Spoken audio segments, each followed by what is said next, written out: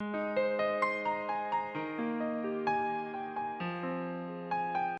with that being said, we heard the word cybersecurity a couple of times today during the course of the conference. And I would love to invite the panelists for a session on cybersecurity innovation, which is actually brought to you by Seeds Arab, our gold sponsor. The topic is about the role of communities in building an ecosystem. This is about cybersecurity innovation. And Ms. Eman Manout, the project manager at the Ministry of Education in the United Arab Emirates, she will be moderating this panel, and with her co-stars and the guest panelists, they are Mrs. Hessa Al Tenaji, the coordinator and member at the Ajman Foundation for Social and Cultural Development in the UAE, Professor Atef Al Shabrawi, Abdelrazek, the advisor of Al Forsa program from the Ministry of Social Solidarity. If I'm not mistaken, that is from from Egypt. We have Mr. Pietro Polidori, the Chief Sales and Marketing Officer for S3K, and Mr. Gianni Baroni, CEO for Cyber Guru Self and Gruppo Daman. Ladies and gentlemen, over to you.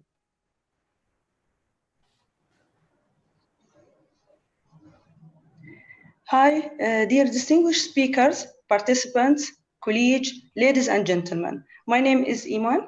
It's my pleasure to welcome you here today in this panel discussion under the title of Cybersecurity Innovation, Role of Communities in Building an Ecosystem.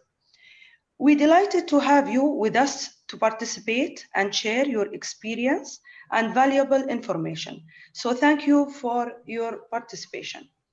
Today, Seeds will highlight 4 important themes with 4 distinguished experts. How to transform employee and societies into the organization first line of defense, children, well-being and health in the digital age, key enabling technology, KET, in the education context and assuring the common good, entrepreneurship and financial skills in the digital world. We honor to welcome our distinguished speakers today. We will start with Mr. Gianni. He is going to talk about how to transform employee and association into the organization first line of defense. Mr. Gianni, it's a pleasure having you with us today. Okay. Mr. Gianni? Yes, I'm here. Okay, thanks a lot. I'm Gianni Baroni.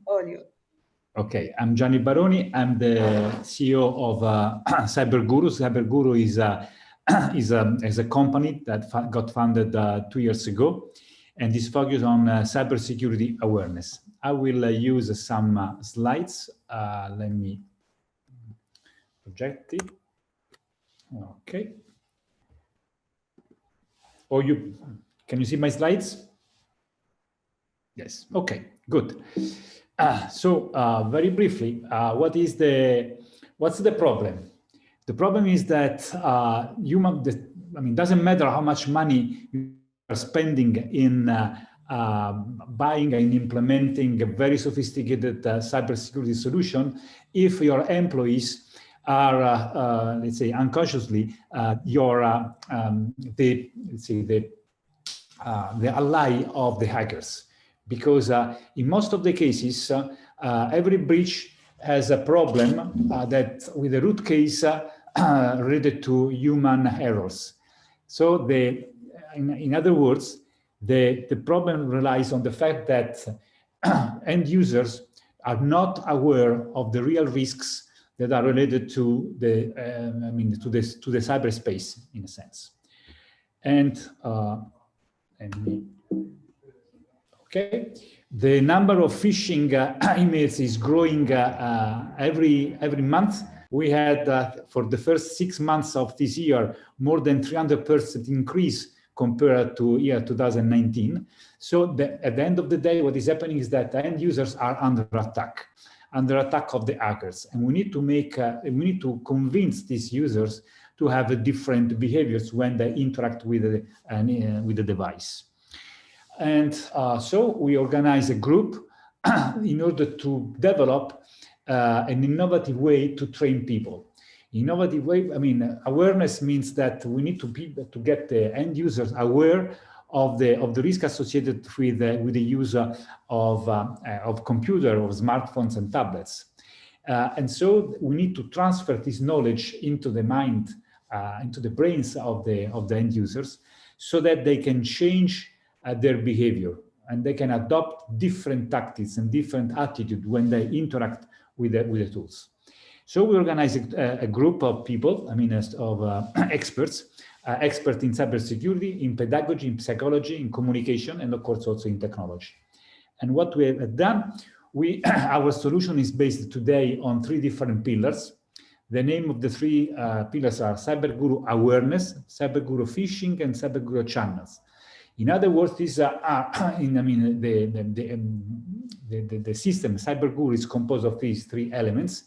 And overall, it gives the possibility to the client to implement and to use a unique platform in order to train the employees along the time.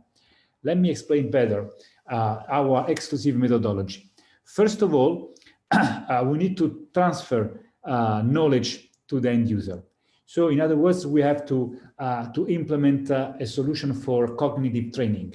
Know-how transfer from the platform to the end user. And this is done with Cyberguru Awareness. That is a system based on micro video lessons. And then we have the experiential training. In other words, we need to train the people hands-on on the keyboard. And the system, Cyberguru Phishing, is a special system that organizes, that sends phishing emails to the individuals in different ways, so that every single user is trained according to his capability to spot the mistakes, to spot the phishing mails. And then we have another component that is called Cyberguru Channel for inductive training. In other words, we expose the end user to episodes of a TV series type of videos, so 7 minutes videos, where they can see, and follow the analysis of real cyber breaches. All these, the 3 systems overall, are providing to the end user knowledge, perceptions, and readiness in order to change, at the end of the day, their behavior. So we have here the representation of the 3 systems. Of course, the first one is based on, it's an advanced e-learning system based on micro video lessons with actor. The second one is a real life experience. So the end user receives along the time phishing emails that they have to spot and they have to avoid. And then we have the Cyberguru channel with the episodes that are released along the way from the platform to the end users.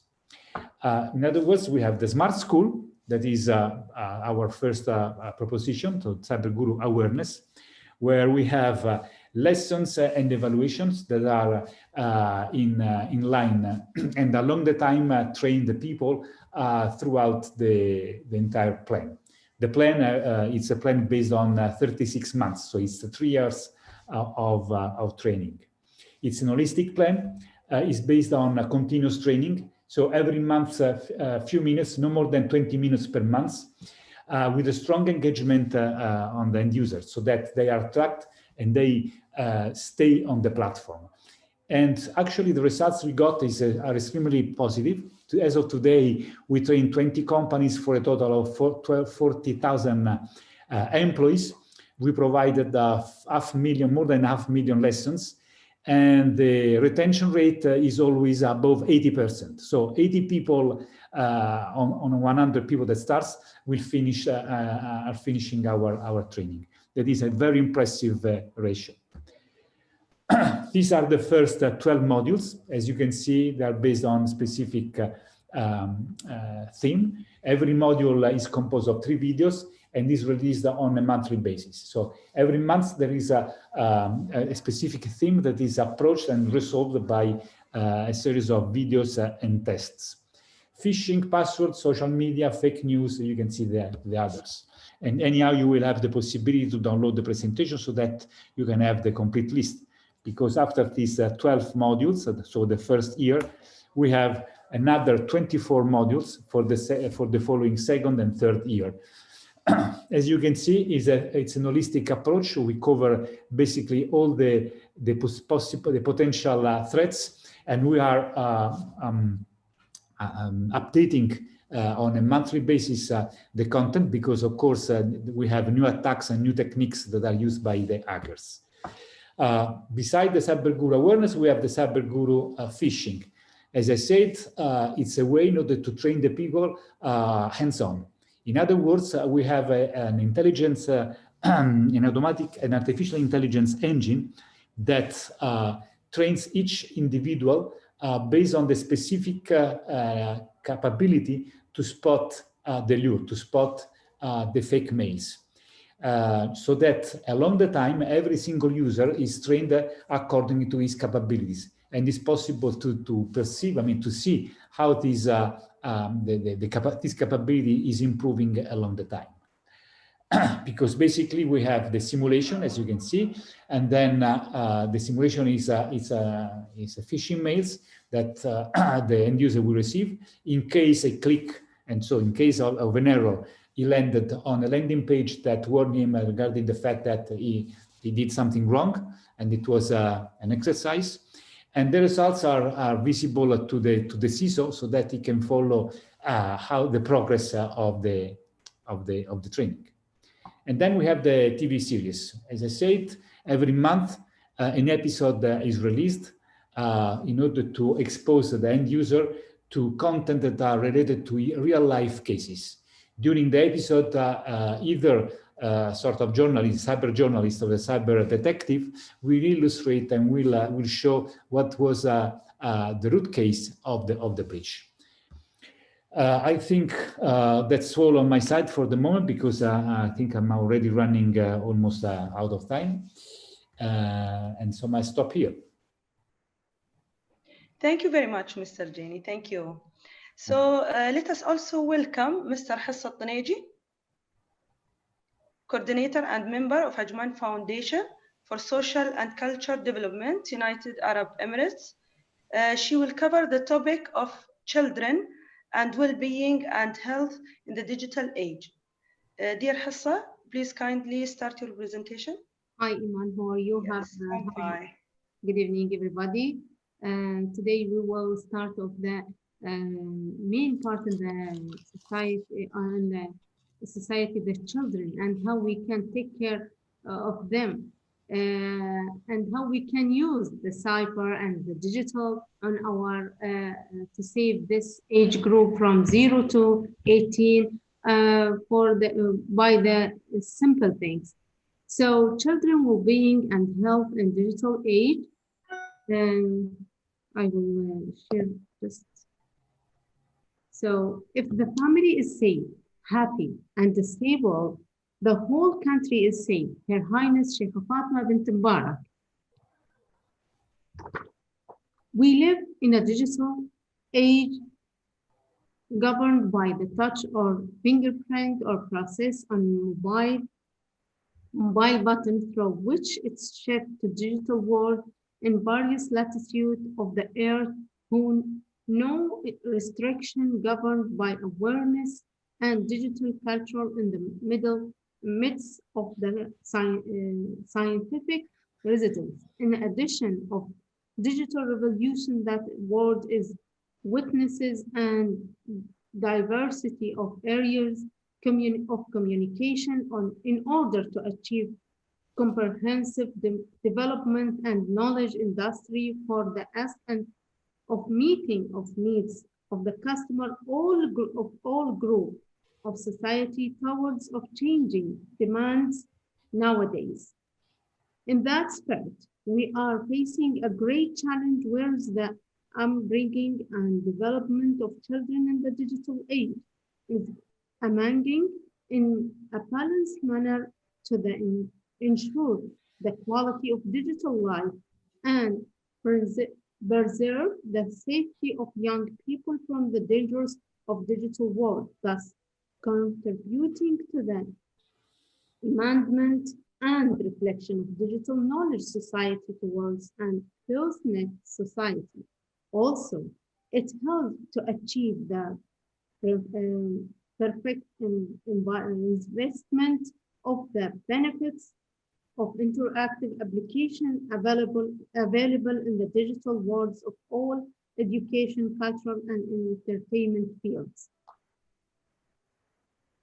The concept of children well-being and the digital age, the benefits and freedoms for technology user extended to enhance the ability of individuals or in order to impact positively with the digital world, raise community awareness of its changing and ways to prevent and response to them. Moreover, they ensure that generations are aware of their right and responsibility when they are using the technology through the enabling society to adopt a healthy relationship with the social media and technology. Also, they comment acceptable using policies by the commitment authorities, digital law, and ethical regulation in the digital world. Birth of children well-being in digital age, awareness of basic of digital citizenship, children well-being in digital age, awareness of basic of digital citizenship, the role of family in managing digital education for children, the young people with the dangers of digital age, digital health risk. The digital citizenship, digital access. Here, I don't know if you see my digital access means the electronic participation in society. Commerce means customer safety in the electronic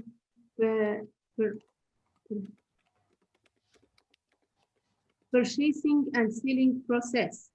The digital code of connect the digital structures, behavior, and legal process. Digital right means the freedom that citizens enjoy the digital world. National behavior means communication of national values and behavior, demonstrating loyalty and commitment of maintaining national unity and public health. Digital communication means the digital and electrical exchange of information. Digital culture is the process of teaching the use of technology. Digital laws is the rights and restrictions of govern the use of technology. Digital security means the measure of ensure electrical prevention and protection. Digital health means the mental health and safety in the world of technology. The role of family in managing the digital education for the young people. Perceiving balance, moderation and moderation in dealing with the young people, identifying the psychology of digital child and knowing about his needs, being a role model of development of digital habits of young people, employ digital well-being technology to support personal time management, prevent love affection. In addition, security principle-based attention, transparency, respect, and honesty. For my children, when I speak about the children, there is a food for them. So the food of my kids all over the world, we have to give them physical food,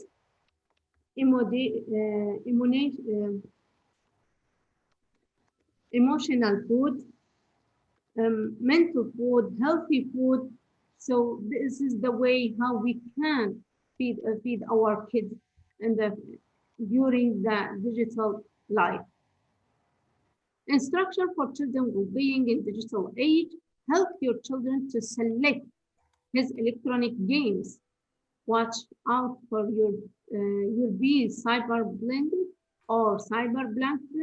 Also observe his interacting with the strangers. Avoid your son electronic education. Make sure to set schedule for using the technology that it's not longer than 2 hours. Make sure your children are aware of digital privacy. Educating young people about the dangers of digital age. Cyberbullying, cyberbullying, digital education, threat and blackmail, cyber staking, also valuation and privacy, intellectual invasion, and directing behavior towards aggressiveness. Digital health risk, high rate of education of electrical negativity in the brain, also nervous and excessive and aggressiveness, affliction with mental illness such as items, isolation, and others, neglected diet and eating unhealthy meals, self-simulation.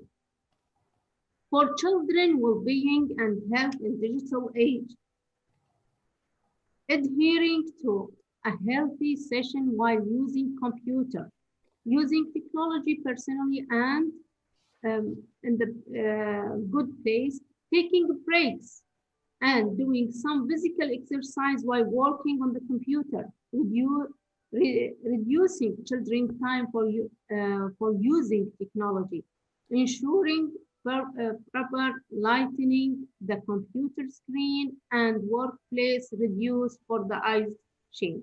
Thank you very much. I hope I didn't take more than the time for me. It's okay, dear. Thank you. Yeah. Thank you. I would like also to extend my warm welcome to Mr. Pietro Polidori. He is going to cover the topic of key enabling technology, KET, in the education context and assuring the common good. The mic is all yours, Mr. Pietro. Thank you very much. Thank you very much. So let me start sharing my screen. I hope you can see it. Is it clear? Yes. Yeah. Still now? Yeah, it's clear. Visible? Yes. All right. So first of all, thank you for the opportunity and a big clap to Hessa for a very interesting presentation. That is a topic which is very close to me. I believe that protecting our child, our families by the dangers behind the cyber world is a must. So a very touching session. Thank you for your time and for your high quality of material presented. S3K is a company I represent. I'm the Chief Sales and Marketing Officer. And what you read here is a security by design. Yes, we will speak about key enabling technologies and how they become so important in the educational aspect of our society. I have to start saying, we can skip my profile, that's not a big deal. I can only tell you I spent my entire life working between semiconductor and the high-tech world. But S3K is a company which is born a little bit longer than 1 year ago, 65 million euros of revenue, and we fundamentally position ourselves between the directive which has been created by the European community as far as the network and information systems are concerned, which in particular takes care of the set of regulations, set of rules, which especially the essential operational companies, essential services companies, needs to implement in order to protect themselves from cyber attacks. So we are fundamentally working with more than 500 people covering specific areas, and you will see later on which are the areas we focus. But our position is the position of a full service partner within the security and cybersecurity space. So we start from consulting, we take care of risk analysis, we provide test evaluation, we do simulate penetration testing to see how secure a company is. But this company could be an hospital, could be a university. We have specific activities across 12 different industries, which are those which are foreseen by the NIS regulation. And as you can see at the beginning of the circle, training covers a very fundamental role, because when we speak about security by design, the security by design starts with the people, starts with the awareness of the people about the risk they can face when dealing with the cyber world, which is a combination of social networking activities, day-by-day job tasks, which are more and more interact with big data lake, which have to be fished in different ways from different engines, pulling this data here and there. So in this process that you can see involves S3K in the definition of tailored solution for customers, we go all the way to managing services on a 24/24 basis, 7/7 for companies in terms of security operating centers, for example. So the three areas of focus for S3K are security and intelligence, cybersecurity and professional services, and critical infrastructure protections. We call them our 3 daisies. Each daisy has petals, and each petals covers specific competencies. So you can see, for example, our ability to, for example, protect a critical infrastructure, like it might be an airport or it might be a smart city setup. But you also have, for example, the possibility to create a system which take care of the protection of the territory. So we can implement a solution which, starting with a lot of sensors, collecting data from the day-by-day life, we convert this data into digital format and we analyze them. We look at the risk associated with this particular environment we are looking at. And then we create simulation model, we create a dashboard for business intelligence, and all of these for a specific vertical solution. This means that based on the customer needs, we do pick competencies from the 3 daisies in each different petals in order to create a tailored custom-based solution. The basis of these competencies is what you see here named as a key enabling technologies, which are indeed artificial intelligence, big data, blockchain, IoT, cloud, and I believe there is one more that we're going to soon add because it's already part of our day-by-day activity, which is the data analytics together with governance. When you have a big data lake, you need to know who has to access which data based on who he is, what kind of profile he has in the company, and so on. So how does this match with the educational side? Well, when you create such a custom-made solution, that would be almost useless if you don't train the people about how to use the solution. So there is a strong competence we have to build over time about training people within each company, within our customers, on the solutions we implemented for them. And we created a division within our company called Academy. Academy aims at leveraging these key enabling technologies in a far wider educational context. These are as a traditional flow within any kind of educational context. So you have classroom, you set up workshops and labs, so you have web training, especially in these days. You take care of coaching because there is an element of follow-up when the training is gone, which has to be taken into account. The bigger risk that you normally run when you take care of education is to have at the end of the process people that didn't learn what they were supposed to learn. So the follow-up at the end of the session is a crucial element, which we found to be important both for our customers, but also for ourselves. And that's the reason why we created the Academy. The Academy is an investment, is an important investment, which is divided into two main areas. This is what we call Smart Academy, which is tailored around our own internal needs, because we have to continue to improve our know-how in order to continue to deliver high-level services to our customers. But there is also what we call institutional academy. So we use the same tools for our customers. And that's why these created a sort of fork between services, educational services we provide to customers, which are kind of tailor-made, as well as more generic kind of services in terms of training and educational path, which are more connected to the security and cybersecurity space. And we have a catalog of these, which is not the full range of what we do, but covers enough. I think we have about 55, 56 sessions already available today that can be taken online. Some example of the macro areas that we cover is clearly security, is as Gianni was mentioning before, the awareness of people about what are the risks is a key element to start understanding what you need to do to protect yourself from those risks. We cover methodology and digital transformation. We speak about data analysis, and this is pretty crucial because it doesn't really matter how big is the amount of data that you have if you don't have enough tools and understanding about how to use them. And that's why when we speak about big data and data science, we try to look at the best possible way to represent with those data reality in that specific context or in any context that the customer wants us to discuss and work on. And that's why we speak about the different type of data analytics, which is descriptive, predictive, prescriptive, and automated. We have services for general IT profile, and I wanted to close this session because it's a very big topic, giving you a real example of what we did.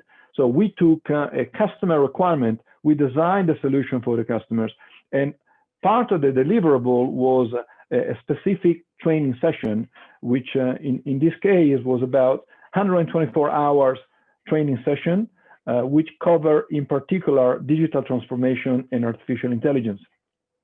So cutting a long story short, this is a modular approach. So we had the possibility to have people attending all the modules. So some modules, there are prerequisites between the modules, but this is not a full package. And we move from the general managerial knowledge applied to digital transformation to the introduction to machine learning, which is the pillar of AI. We, of course, could not avoid to speak about Python and then entering to some of the non-SQL database like MongoDB, which is one of the products that we do cover. Then we spoke about the introduction to deep learning, in some cases going all the way down to convolutional neural networks, which are some of the most sophisticated systems available today. And then, of course, a lab, because we believe that there is an important element of balance between theoretical education and practical education. So we always have labs into this kind of contest. And of course, we closed with cloud computing and Microsoft Azure. This is a simple example of a real example of what we have done. And needless to say, as I said, education is not our focus, is not our mission, but inevitably it has to be part of what we do when we speak with our customers within the security and cybersecurity space. And that's all I have for today. I hope I haven't gone too long.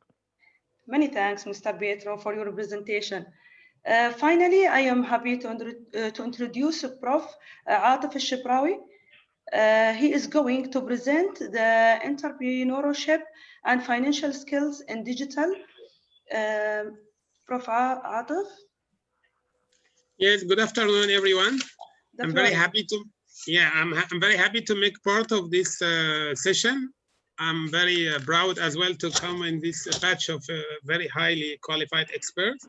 I guess I will be talking about what the employees are required in the market currently. Can you share, please, the presentation? You can share it, Prof. I can share it. Okay, I share it from my end. Okay. Yes, yeah, please. Yeah, I'm sorry, 1 second.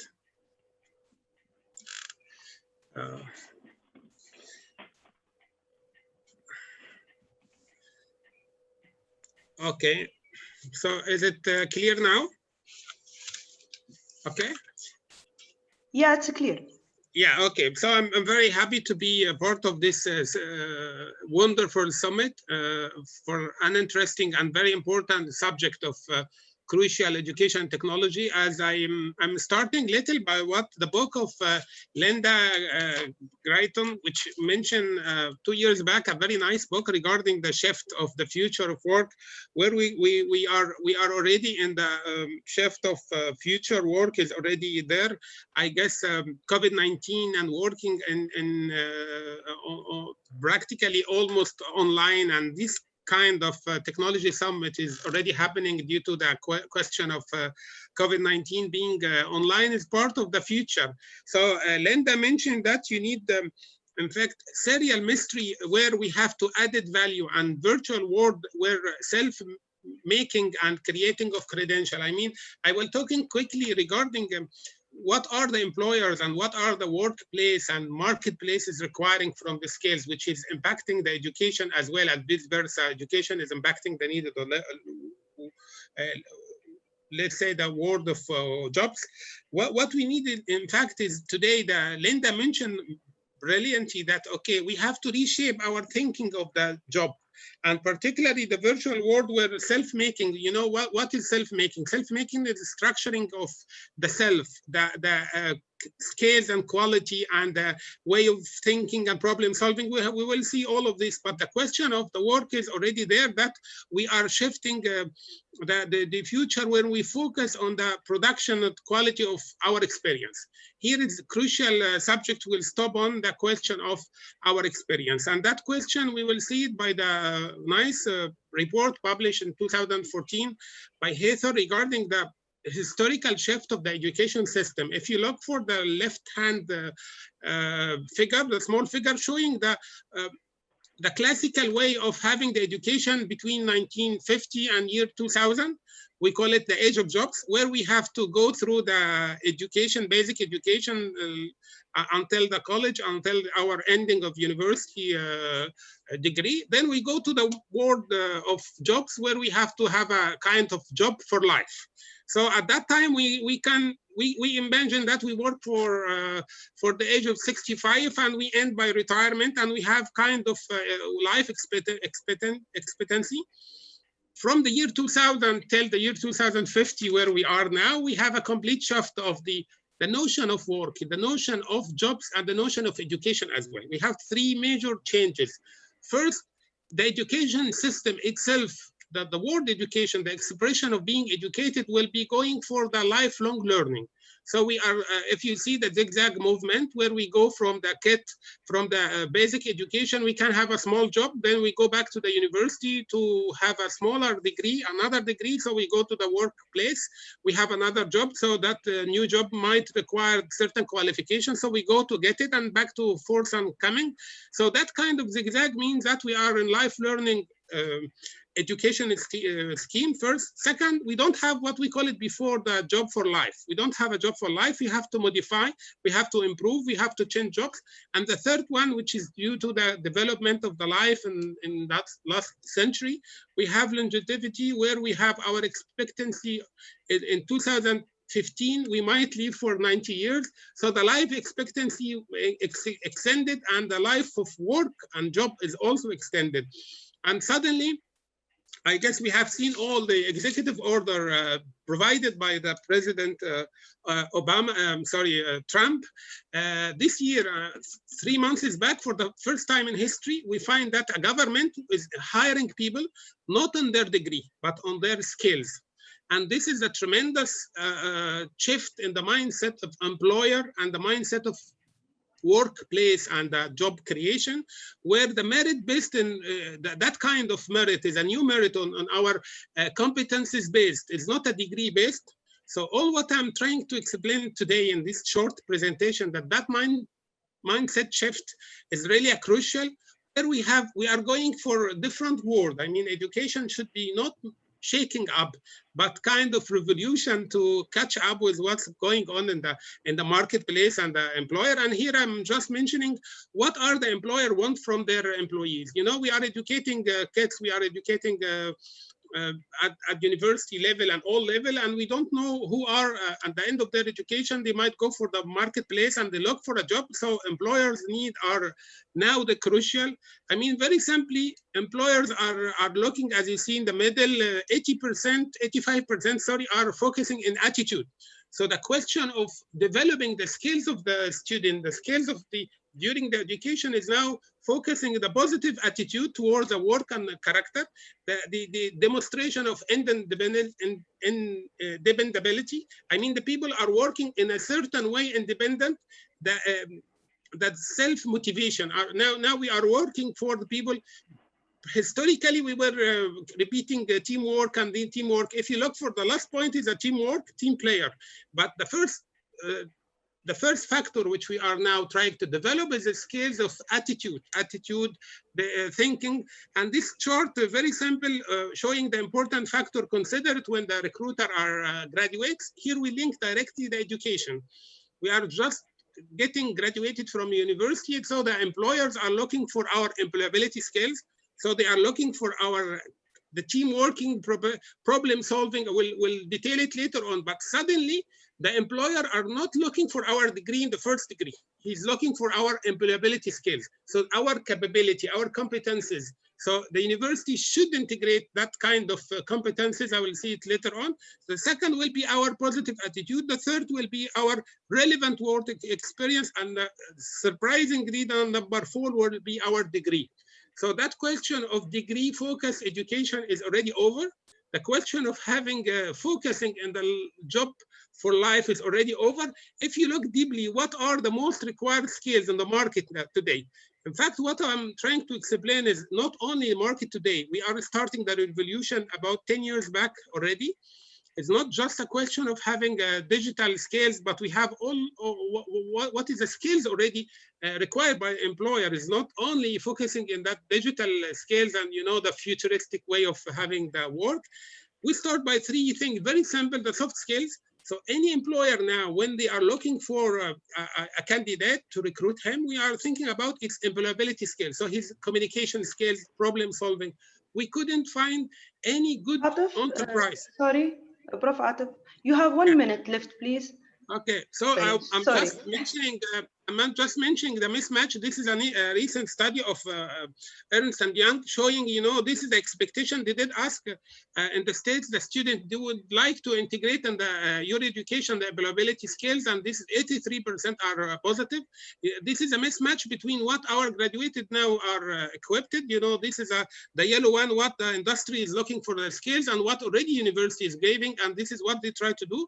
So I will jump that to mention that what are the employability skills, and this is very important because the reading, document use, numeracy writing, working with others, critical thinking, digital technology, and contribution are all most of the most important skill.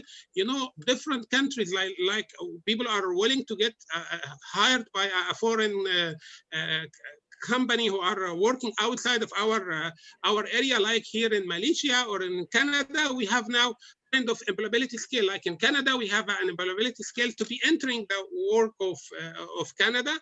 I just jumped to the last point, which is the future of jobs. Our economic forum has already mentioned that we have about top emerging, the creation, we have a loss and a gain. So the future, we have a lot of reports from the World Bank and ILO regarding the creating job and the sky. We will have a focus in as our colleagues mentioned, in the digital skills and because of the creation of intelligent artificial intelligence, big data, blockchain, and all of this. But also, unfortunately, we will have a huge loss. I end by this last presentation, which is mentioning the Taylor Cohn, which is a very recent book mentioning average is over. In fact, the whole book is taking care of the skills of educated people and how the world will be going through 3 directions, which is globalization, increasing productivity from machine intelligence. And last one was a word where we are, economic is, sophistication of economy will have that the world will be divided according to tailored to two parts. Very small minority were well educated, very digitalized, very well equipped with availability skills, and the large majority of people who are not, unfortunately, having the required skills. And this is very damageable for you know, the education reform, and that's why we have to be very quick and very careful to think about what you are trying to do for the education reform and how to catch up with the requirement of the marketplace. Thank you for your time. Sorry to be long. Many thanks, Prof. In our last second, ladies and gentlemen, I would like to pay my deep respect and gratitude to all of the participants. Dear speakers, I would like to thank you for your very interesting speeches and for your fruitful debate we all had. Thank you. Thank you for your time. Thank you for the opportunity. Thank you. Thank you very much. Thank you very much. Professor Atef, if you can stop this the screen share. I have to start. Prof. Atef, stop screen share, please. Yes. Okay, I'll do it. Thank you. Thank you, panel members. Yes, thank you very much, panel members. And now I would like to request Dr. Matthews Goosen, the conference chairman, to address the closing remarks for the day. I would like to request the rest of the panel to have your cameras switched off. Thank you. Hello, everyone. It's a pleasure to be back here again. This is the close of day one of the summit. I would like to have a special thanks for all of the panelists and all of the speakers today who have given insight into the areas of distance learning, creativity and innovation, entrepreneurship, and as well as the final one dealing with cybersecurity. And hopefully this will have helped us as educators also in trying to get a better grip on how to manage this COVID-19 environment, and also at the same time to help us heading in the direction of Vision 2030. For tomorrow, just a bit of foresight here, we have three main panels. The first one dealing with ICT skills, and this one, of course, I also had to look it up again, information and educational technology, okay, and how teachers can improve in this area. The second panel tomorrow will dealing with enthusiasm and digital transformation, dealing with K1 to K12 education. And the final panel tomorrow deal with student engagement.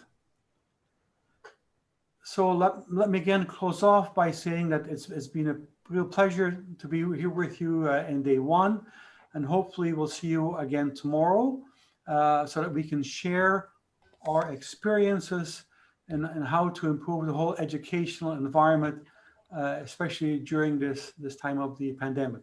So again, thank you to all the speakers and panelists as well as the organizers today, and hope again to see you tomorrow.